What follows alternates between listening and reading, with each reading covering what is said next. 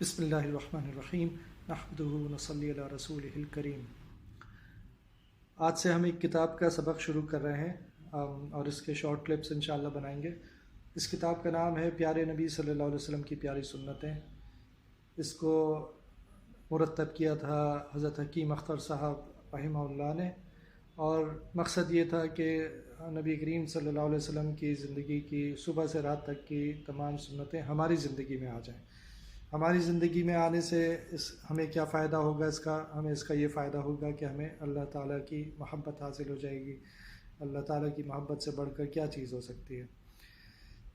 چنانچہ قرآن شریف میں اللہ سبحانہ وتعالیٰ فرماتے ہیں کہ اگر تم اللہ سے محبت رکھتے ہو تو میری اتباع کرو، اللہ تم سے محبت کرے گا۔ اس آیت میں اللہ سبحانہ وتعالیٰ نے نبی کریم صلی اللہ علیہ وسلم کو فرمایا کہ آپ ان سے کہہ دیجئے، یعنی صحابہ کرام سے کہہ دیجئے کہ اگر تم اللہ سے محبت رکھتے ہو تو میری اتباع کرو، یعنی نبی کریم صلی اللہ علیہ وسلم کی اتباع کرو تو اللہ تم سے محبت کرے گا۔ اس طرح اگر ہم اس کتاب میں جو سنتیں مذکور ہیں اگر وہ اپنی زندگی میں لے کر آ جائیں تو پھر ہمیں اللہ تعالیٰ کی محبت حاصل ہو جائے گی، اور بس اللہ کی محبت حاصل ہو جائے، اس سے بڑھ کر کیا ہو سکتا ہے؟ تو ہم سبق شروع کرتے ہیں۔ سب سے پہلے سو کر اٹھنے کی سنت۔ تو سب سے پہلی سنت یہ ہے کہ نیند سے اٹھتے ہی دونوں ہاتھوں سے چہرہ اور آنکھوں کو ملنا تاکہ نیند کا خمار دور ہو جائے۔ دوسری سنت یہ ہے کہ صبح جب آنکھ کھلے تو یہ دعا پڑھیں، الحمدللہ الذی احیانا بعدما اماتنا والیہ النشور، یعنی سب تعریفیں اللہ تعالیٰ کے لیے ہیں جس نے ہمیں مارنے کے بعد زندہ کیا اور اسی کی طرف اٹھ کر جانا ہے۔